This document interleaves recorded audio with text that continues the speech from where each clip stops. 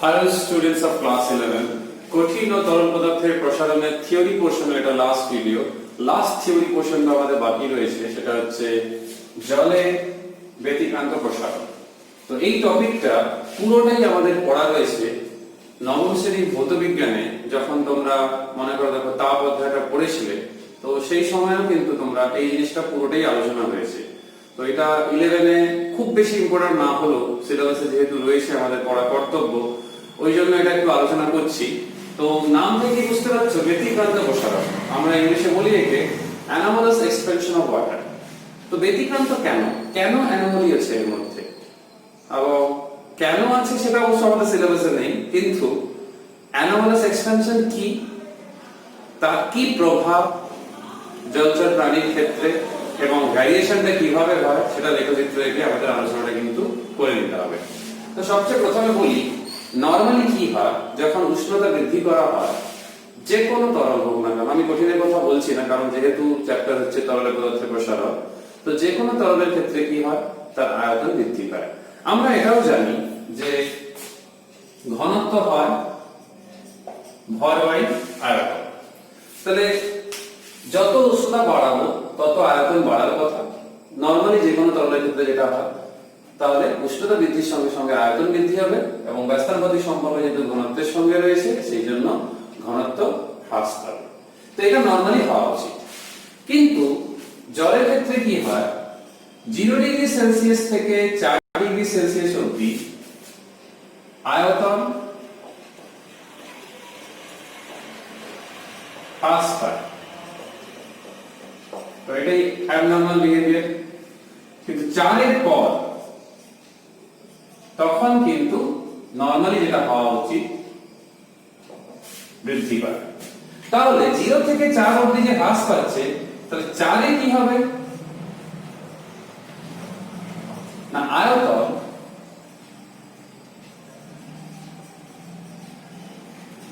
সবচেয়ে কম, অর্থাৎ ঘনত্ব সর্বাধিক। সিজিএস এর সেই মানটা হচ্ছে 1 গ্রাম পার সেমি কিউব। তাহলে কখন হচ্ছে 4 ডিগ্রি সেলসিয়াস। এই জন্য বলা হয় 4 ডিগ্রি সেলসিয়াসে জলের ঘনত্ব সর্বাধিক, তারপরে হ্রাস পায়, আবার আয়তন সবচেয়ে কম সেই 4 ডিগ্রি সেলসিয়াসে। জলে এই যে প্রসারণ 0 থেকে 4 ডিগ্রি সেলসিয়াসের মধ্যে আয়তন প্রসারণ হওয়ার জায়গায় হ্রাস পেয়ে যাচ্ছে, একেই বলা হয় জলের ব্যতিক্রান্ত প্রসারণ। কারণ নরমাল যে কোনো তরলের ক্ষেত্রে কি হয়, উষ্ণতা বৃদ্ধি করলে আয়তন বৃদ্ধি পাওয়ার কথা, যেটা এই ক্ষেত্রে হচ্ছে না। কিন্তু 4 ডিগ্রির পর তার বিহেভিয়ার কিন্তু নরমাল যে কোনো তরলের মতোই থাকছে, কিন্তু তারপরে বৃদ্ধি পাচ্ছে কি না, আয়তন বৃদ্ধি পাচ্ছে, ঘনত্ব কমে যাচ্ছে। এই যে আমরা জানলাম জলের ব্যতিক্রান্ত প্রসারণ, এইটাকে আমাদের যেটা আলোচনা করে নিতে হবে সেটা হচ্ছে লেখচিত্রের মাধ্যমে করে নিতে হবে।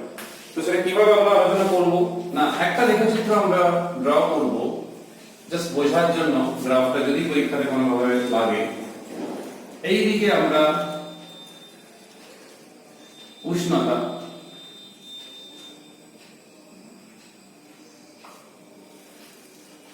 আর এই দিকে আয়তন, সেটা আবার কি না 1 গ্রাম জলের আয়তন নিচ্ছে। তো তোমরা দেখবে বইতে লেখা রয়েছে 1 গ্রাম জলের আয়তন। অবশ্যই যেহেতু গ্রামে রয়েছে তাহলে এই আয়তন ইউনিটটা হবে ঘন সেমিতে। তো তোমরা জানো যে 4 ডিগ্রি সেলসিয়াস উষ্ণতায় আয়তনটা সবচেয়ে কম, অর্থাৎ সর্বনিম্ন হয়। তাহলে লেখচিত্রটা কেমন হবে, আর এইটা তো স্বাভাবিক 0 থেকে শুরু হবে। তাহলে লেখচিত্র তোমরা বইতে দেখবে 613 পেজে যেটা সবচেয়ে প্রথম ডায়াগ্রাম রয়েছে, লেখচিত্র রয়েছে, সেই লেখচিত্র কথাটা বলছি। তাহলে 0 তে একটা মান রয়েছে, সেখান থেকে শুরু হবে। শুরু হয় যে উষ্ণতায় দেখবে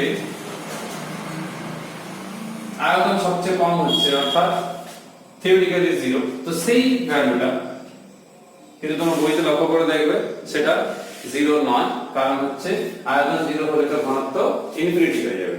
আমরা এখানে বলবো সর্বনিম্ন, তোমরা 0 বলবে না, ওই জন্য এই ক্ষেত্রে 0 আনবে না। ওই জন্য দেখবে বইতে কত রয়েছে মান না এরকম রয়েছে দেখো 1.0000, তো এরকম ভ্যালু রয়েছে, তোমরা লক্ষ্য করে দেখবে 5টা শূন্য রয়েছে। তো এটা হচ্ছে গ্রাফের জিরো নয়, এক্স অ্যাক্সিস এর এটা জিরো, কিন্তু ওয়াই অ্যাক্সিস এটা জিরো নয়। ঠিক আছে, তোমরা মাথায় রাখবে এই ক্ষেত্রে আয়তনটা সর্বনিম্ন, জিরো নয় কিন্তু। তাহলে এখান থেকে গ্রাফটা আবার উপরের দিকে এরকম চলে আসবে। তো এই যে উষ্ণতা যেখানে মিনিমাম হচ্ছে এটাই হচ্ছে 4 ডিগ্রি সেলসিয়াস, জিরো থেকে এটা 4। তাহলে এরপরে আবার সে আয়তন বাড়তে থাকে, কারণ বলেছিলাম 4 এর পর আয়তন বৃদ্ধি পায়। তো এই গ্রাফটা আমরা বুঝবো। আর একটা কি বুঝবো না, আরেকটা যেটা বুঝবো সেটা হচ্ছে এই গ্রাফটা, যে ক্ষেত্রে আমরা এইদিকে ঘনত্ব আর এইদিকে ডিগ্রি সেলসিয়াসে উষ্ণতা। তো ঘনত্ব তোমরা জানো 4 ডিগ্রি সেলসিয়াসে সর্বাধিক হবে, তাহলে জিরোতে একটা কিছু মান থাকবে। তাহলে এরকম একটা গ্রাফ ধরো যেখানে সর্বাধিক, সাপোজ ধরো এইখানটা, তাহলে এই মানটা হবে সেই 4 ডিগ্রি সেলসিয়াস। তাহলে এখানে দেখো প্রায় অনুভূমিক থাকছে এই অংশটা। আর তোমরা নিচের দিকে এইদিকেও যদি দেখা হয় তাহলে এই যে ভ্যালুটা এটাই হচ্ছে কিন্তু রো ম্যাক্স। আর এখানে দেখো সেটা অনুভূমিক ব্যাপারটা থাকছে কিন্তু, তাহলে যখন সর্বাধিক হয় কিংবা সর্বনিম্ন হয় সেক্ষেত্রে অনুভূমিক জিনিসটা থাকছে। এই দুটো লেখচিত্র থেকে আমাদের কয়েকটা সিদ্ধান্ত কিংবা কনক্লুশন নিতে হবে। কি রকম না, উষ্ণতা বৃদ্ধির সঙ্গে সঙ্গে আয়তন হ্রাস পাচ্ছে 4 ডিগ্রি সেলসিয়াস অবধি। 4 ডিগ্রি সেলসিয়াসে আয়তন সর্বনিম্ন হচ্ছে, আয়তন সর্বনিম্ন অর্থাৎ ঘনত্ব সর্বাধিক।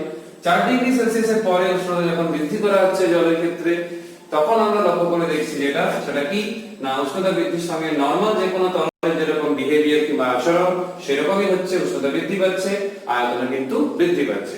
কিন্তু নিচের যদি ডায়াগ্রামটা আমরা দেখি যেটা এর সঙ্গে টি এর রয়েছে, সেই ক্ষেত্রে আমরা কি দেখতে পাচ্ছি, উষ্ণতা বৃদ্ধি পাচ্ছে, তো ঘনত্ব একটা নির্দিষ্ট মান ছিল, কারণ 0 ডিগ্রি সেলসিয়াসের ঘনত্ব তো 0 না, ঘনত্বটা মান আছে, কোন বইতে দেখবে সে মানটা লেখাও রয়েছে, দেখো 0.998 আর 0.49, অর্থাৎ 4টে 9, তার মাঝামাঝি একটা মান রয়েছে। যাই হোক, এই মানটা যাই থাকুক সেটা পরীক্ষাতে না লিখলেও চলবে, কেউ মনে রাখতে পারলে লিখবে।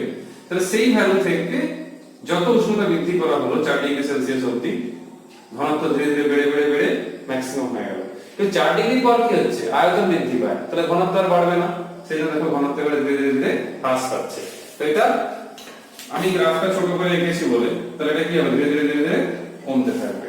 তো এই যে দুটো গ্রাফ আমাদের পড়তে হবে সেটা মাথায় রাখতে হবে। 9 এ ছিল, তো ইম্পর্টেন্ট না হলেও মোটামুটি কিন্তু ধারণা রাখা প্রয়োজন যদি কোনো ছোটখাটো প্রশ্ন আসে।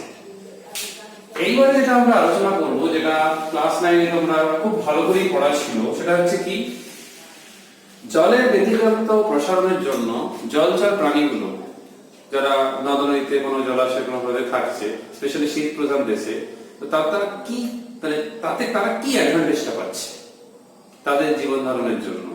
না তোমরা দেখবে শীত প্রধান দেশে উষ্ণতা 0 ডিগ্রি সেলসিয়াস অনেকটা নিচে চলে যায়, পুরো নদী হ্রদ কিংবা আমাদের জলাশয়গুলো সেগুলো কিন্তু উপরটা পুরো বরফ হয়ে যায়। তাহলে তো ভেতরে যে মাছ আছে কিংবা জলচর প্রাণীগুলো যে অন্যান্য রয়েছে তাদের তো জীবন কিন্তু খুব মুশকিল হয়ে যাওয়ার কথা, তারা তো মরে যাওয়ার কথা। তো তারপরে দেখবে দিব্যি তারা বেঁচে আছে, কেন বেঁচে আছে, তো সেইটা আমরা আলোচনা করবো।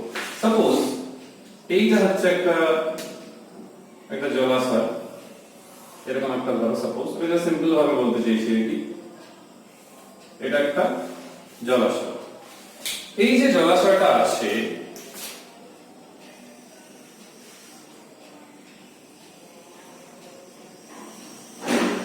ধরো শীত প্রধান দেশ, উষ্ণতা একদম নেগেটিভে চলে গেছে, উষ্ণতা সাপোজ ধরো -5 ডিগ্রি সেলসিয়াসে চলে গেছে। তাহলে বুঝতে পারছো এই যে এখানে যে জল রয়েছে,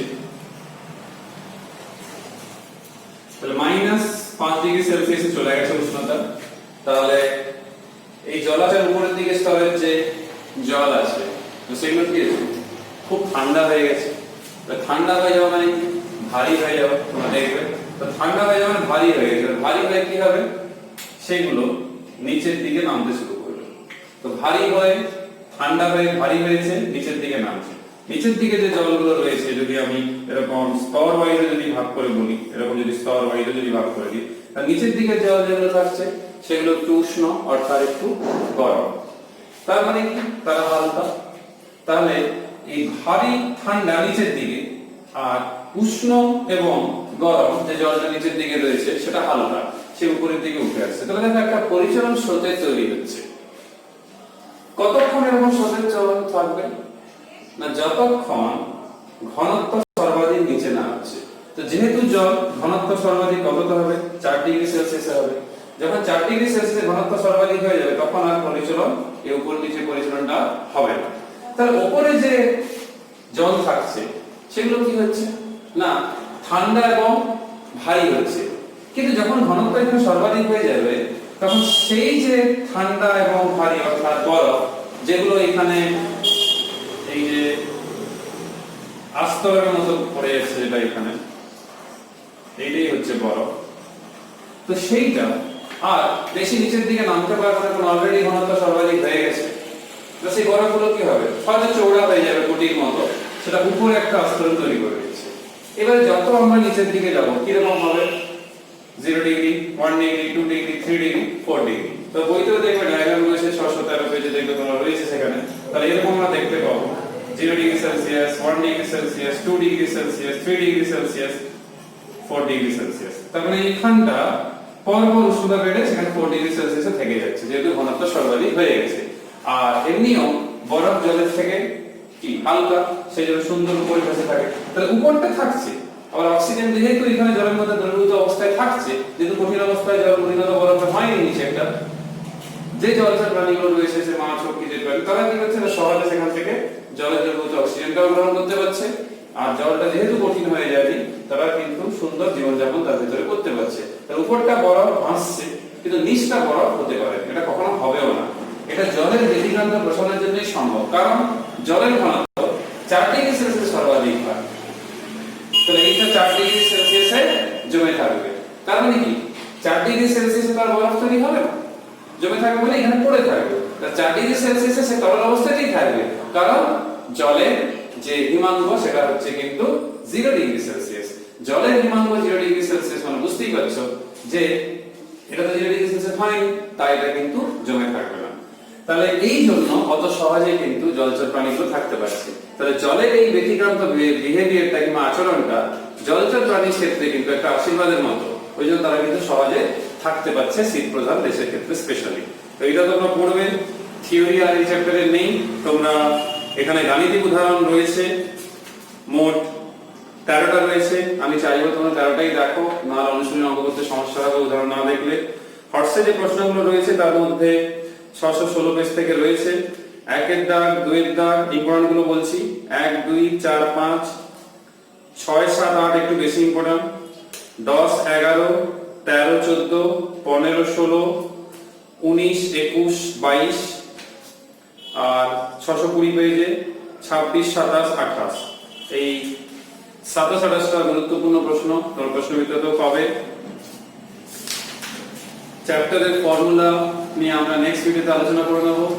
থিওরি এই ভিডিওর সঙ্গে শেষ হচ্ছে, তবে চ্যাপ্টারটা কমপ্লিট করো, তারপরে আমরা ফর্মুলা আলোচনা করে এমসিকিউ এবং সেট ওয়ানের অঙ্ক নিয়ে আলোচনা করব পরের ভিডিওগুলোতে। সবাই সুস্থ থেকো, ভালো থেকো, পরের ভিডিওতে দেখা হবে। Till then, by.